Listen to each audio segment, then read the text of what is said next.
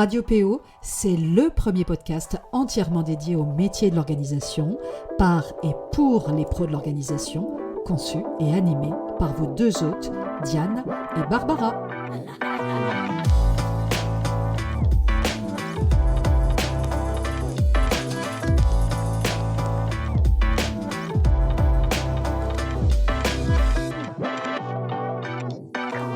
Bonjour à toutes et tous et bienvenue sur Radio PO, la radio des pros de l'organisation, par et pour les pros de l'organisation. Alors, pour notre petit rendez-vous hebdomadaire, c'est d'un reportage cette fois dont j'ai très envie de vous parler. Il s'agit plus exactement d'un film documentaire diffusé hier sur France 3, mais qui était déjà accessible depuis 1 ou 2 semaines en ligne et qui ne pouvait que nous intéresser, la culture du trop. Pour la petite histoire, Diane avait été sollicitée par le réalisateur, Nicolas Bidault, avec qui elle a longuement échangé par téléphone sur le métier de professionnel de l'organisation, sur l'étude aux échangés menée avec l'ADEME, sur les enjeux de la sobriété et d'une consommation plus responsable. Au final, les informations et conseils recueillis auprès de Diane et d'autres experts auront ainsi, je cite, contribué à guider l'écriture du film documentaire sur le rangement, la culture du trop, comme l'a précisé Nicolas Bidault dans son mail nous informant de la date de diffusion du documentaire. Nous y retrouvons aussi l'une de nos certifiées home organizers, Corinne Renaud, fondatrice d'Éclaircie Organisation,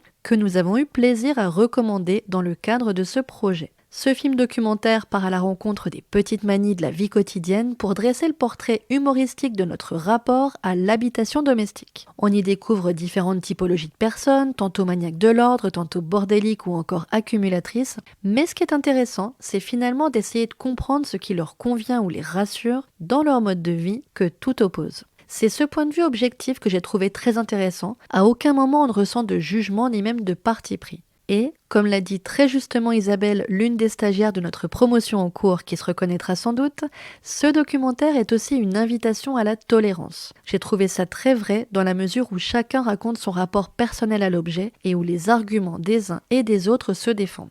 Le documentaire est rythmé par les interventions, tantôt des experts, tantôt des protagonistes, qui nous livrent leur vision à eux du bien-être, ou tout au moins nous racontent le mode de vie qu'ils se sont choisis.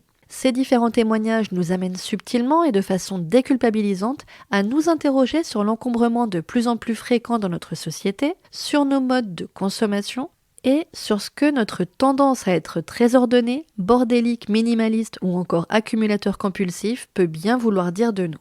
Selon moi, j'ajouterais également que le cœur du documentaire vise à s'interroger sur une question fondamentale. Pour être heureux, faut-il nécessairement remettre de l'ordre chez soi ? Alors, il va tout de même bien plus loin en dressant une sorte de constat sur l'évolution de la société de consommation, mais aussi sur une prise de conscience de plus en plus généralisée de ce fameux trop. Différents experts interviennent donc de façon régulière, dont Valérie Guillard, professeure, chercheuse et auteure dont le sujet de prédilection est le rapport à l'objet, Olivier Douville, psychologue clinicien, et Benjamin Pradel, sociologue urbaniste. Mais que serait un documentaire sur l'encombrement matériel de nos intérieurs sans l'intervention d'expertes en organisation et en rangement, représentées ici par Stéphanie Rabourdin et Corinne Renaud, dont je vous parlais en introduction. On y découvre donc 5 personnes toutes plus intéressantes les unes que les autres et dont les témoignages nous apprennent tous quelque chose. Tout d'abord, une étudiante, Marianne, qui s'est installée en couple dans son tout premier appartement. Pour elle, l'ordre est avant tout un besoin. Elle va même, en guise d'exemple, jusqu'à disposer ses produits cosmétiques bien alignés et par ordre d'utilisation au cours de la journée. La propreté a également une grande importance et pour elle, le rangement ne peut être dissocié du nettoyage. Elle nous confie toutefois que le ménage l'ennuie dans l'absolu, mais que quand elle s'y met, elle éprouve une sorte de libération et qu'elle en profite pour réfléchir à tout un tas de choses. Une sorte de tête-à-tête avec elle-même. Si c'est rangé chez elle, c'est aussi rangé dans sa tête. Voilà comment elle choisit de résumer son mode de vie. On fait ensuite la connaissance de Candy Sanzel, coach familial et auteur de plusieurs livres, dont Je ne suis pas bordélique, je suis créative, coécrit avec Jessica Zimmerman. Elle se définit sans complexe comme bordélique, et pour elle, les bordéliques ne se sentent pas culpabilisés, dans la mesure où, n'étant pas dans le délire du rangement au carré, ils n'en ont tout simplement rien à faire. Et elle l'assure, ils peuvent aussi être heureux. Pour elle, il n'y a rien de rassurant à voir les choses à leur place. On apprend que sa mère range par exemple les médicaments par ordre alphabétique, ce qu'elle dit trouver pratique, mais à quoi elle n'adhère pas le moins du monde. Sans vouloir faire d'analyse de comptoir, on peut tout de même s'interroger sur la volonté consciente ou inconsciente de Candice à vouloir fuir ce qui lui apparaît comme un comportement excessif et qu'elle définit comme étant bien trop normé. À l'inverse de ce qu'on pourrait qualifier la norme, si toutefois elle existe, elle trouve plutôt rassurant qu'il y en ait un peu partout, c'est plus vivant. Quand tout est très rangé, elle a même plutôt tendance à être mal à l'aise. On découvre ensuite une passionnée d'objets, Florence Lacadec. Pour elle, les objets sont des aventures et je cite « L'objet inutile a une grande utilité, ils sont à ses yeux des étincelles de plaisir, de poésie ». C'est une passion qui remonte à quelques décennies puisqu'elle écume les brocantes depuis ses 15 ans, à la recherche d'objets dont personne ne voulait. Les vieilles lettres, les vieilles boîtes de plumier, bref, les objets qui ont une vie. Et à la manière de Candice qui n'est pas très à l'aise dans un intérieur trop bien rangé, Florence n'est pas du tout à l'aise dans une pièce vide. C'est bien simple, elle ne pourrait tout simplement pas se passer d'objets. Ils lui sont comme une sorte d'autre monde dans une journée qui serait bien trop lisse. Je fais d'ailleurs un petit aparté pour vous dire que je trouve vraiment intéressant de découvrir ces différentes personnalités, tantôt pragmatiques et terre-à-terre et tantôt empreintes de poésie. On nous présente ensuite Serge Gilles, collectionneur. Un personnage plutôt atypique mais non moins intéressant. Son truc à lui, réunir des objets étranges pour créer un univers singulier dans lequel il se sent bien. Une collection qu'il stocke en partie dans son garage avant de leur trouver une place chez lui. Attention, et il y tient, ne lui parlez pas de décoration, pour lui c'est tout autre chose. Sa démarche consiste à trouver, aimer tel ou tel objet et à l'intégrer ensuite dans son univers singulier. Il précise que ces objets-là sont faits pour être admirés, pour être présents, pour dialoguer quotidiennement avec nous, pour peu que l'on ait ce désir, ce plaisir et cette passion-là. Mais ce qui est intéressant chez Serge, c'est que pour lui, c'est mathématiques, mécanique et physique, il y a un moment où ça sature. Et saturé, il l'est. Mais il a tout de même choisi de bannir de sa conscience la question de la raison lorsqu'il s'agit d'acquérir un nouvel objet. Si un objet lui plaît, qu'il veut l'avoir et l'intégrer chez lui, il va l'acquérir et puis, on voit en rentrant. Comme il l'explique, c'est comme ça que ça marche. Mais quand cela devient ultra saturé comme c'est son cas, le problème se pose à l'arrivée de chaque nouvel objet. Il faut alors lui trouver une place temporaire, sur une table, à même le sol, mais si on multiplie ça par 10 ou par 100, ça gagne du terrain, ça colonise, ça envahit. Même constat du côté de Florence, notre passionnée d'objets qui est obligée de faire beaucoup de piles de livres, de courriers, d'objets. Elle accumule beaucoup et elle l'avoue, c'est un problème. Elle dit même que parfois elle aimerait être quelqu'un d'ordonné, avant d'ajouter ou pas. Et c'est toute la dualité intérieure que l'on comprend là et nombreux sont ceux qui la subissent. Chacun aimerait pouvoir évoluer dans un intérieur que l'on construit à son image sans se laisser déborder, étouffer, peu importe le mode de vie que l'on considère nous correspondre, celui qui nous fait du bien.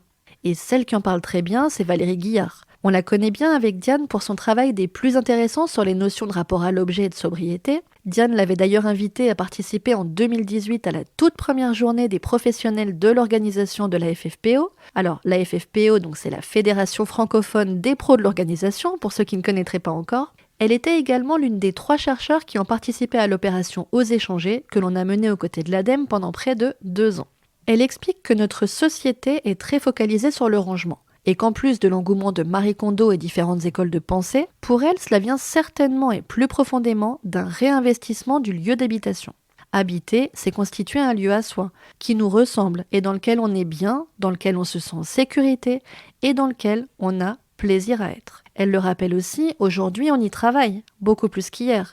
Et on ne fait pas que, comme c'était le cas 10 ans plus tôt, partir le matin et rentrer le soir. On a donc peut-être un intérêt supplémentaire à être mieux chez nous. Et le mieux chez nous, ça passe surtout par le fait d'avoir autour de nous presque une esthétique de l'espace et de ne pas avoir énormément d'objets qui nous donnent une charge cognitive, ce qui reviendrait à réduire notre bien-être. Si on en revient aux objets, ils ont toute leur place dans notre petit cocon, mais des objets choisis, qui nous ressemblent, des objets qui nous rappellent un bon souvenir. Pour Valérie Guillard, ils sont même indispensables pour être bien chez soi. Et il est important pour sa santé d'être bien chez soi. Dans ce film documentaire, où je ne veux pas non plus tout vous dévoiler, on nous parle de la société de consommation, des injonctions permanentes à acheter, à faire comme ci ou comme ça, avec la promesse que l'on sera ensuite plus heureux.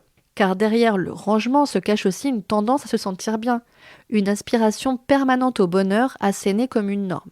Je vous laisserai découvrir aussi l'intervention de Stéphanie Rabourdin, venue en aide à Jennifer, qui croulait sous un amas de papiers administratifs et personnels, qu'elle tentait de cacher sous un tissu, mais qui la plombait comme une impression d'être tirée vers le bas. Elle nous parle ensuite des bénéfices qu'elle a retirés de l'expérience et pour elle, c'est accessible à tout le monde de reprendre sa vie en main. Les interventions de Benjamin Pradel, sociologue urbaniste, étaient très intéressantes aussi. Il définit le rangement comme étant la manière dont on organise son intérieur et son chez-soi pour le rendre le plus fonctionnel possible, pour pouvoir faciliter et simplifier sa vie quotidienne et les actes de la vie quotidienne à l'intérieur de chez soi. Comme il le dit, on consomme plus, on a plus d'objets, mais dans des logements qui ont moins d'espace pour les ranger. Exit les placards intégrés dans les logements parce qu'on a voulu gagner en surface pour pouvoir vendre du logement plus grand et rationaliser l'espace. J'ajoute le fait qu'on a aussi vu progressivement disparaître les cuisines au profit de morceaux de salon salle à manger et que les espaces de vie sont de plus en plus petits, comme en témoigne une étude de l'Institut des hautes études pour l'action dans le logement publiée fin août 2021 sur l'évolution des logements neufs au cours des 20 dernières années en région parisienne. L'élément principal qui en ressort est justement la diminution des surfaces dans le logement. Eux aussi mettent l'accent sur la disparition des placards de nos foyers, mais aussi sur la disparition des caves, espaces de stockage bien pratiques. Une autre étude, l'état des lieux du logement des Français, affirme que seulement 4% des logements construits après 2009 possèdent une cave, contre 50% avant 1945. Même constat pour les greniers, où on est passé de 22% à seulement 6% après 2009. D'ailleurs, si le sujet des petits logements vous intéresse, je vous invite à écouter ou réécouter l'épisode numéro 33 de Radio PO qui s'intitule Petite surface micro-habitat, l'art ou la nécessité d'optimiser les petits espaces. Autant de problématiques qui, cumulées les unes aux autres, nous amènent à comprendre la difficulté grandissante de nombreux foyers qui se sont ainsi vus envahir progressivement et qui ne savent plus comment s'en sortir. Mais heureusement, il existe des solutions, comme de faire appel à un professionnel de l'organisation, home organizer, pour être accompagné dans cette démarche de rangement et de réappropriation de son chez-soi, et même plus globalement de sa vie. On peut aussi s'ouvrir progressivement à de nouveaux modes de consommation, plus modérés et plus responsables, explorer la seconde main avant d'acquérir un nouvel objet, se donner un délai de réflexion avant d'acheter quelque chose, donner une seconde vie aux objets dont on ne veut plus et dont on n'a plus besoin, bref, rentrer dans un système de consommation raisonné et réfléchi, tenant compte avant tout de nos besoins et de nos envies, parce que oui, on peut aussi se faire plaisir, et heureusement. J'espère vous avoir donné envie de visionner à votre tour ce film documentaire que vous retrouverez dès à présent en replay sur France Télévisions. Là aussi, n'hésitez pas à nous donner votre avis. Pour ma part, je vous souhaite une belle fin de semaine et un très bon week-end et on vous donne rendez-vous dès vendredi prochain pour un tout nouvel épisode. C'était Barbara pour Radio PO, la radio des pros de l'organisation.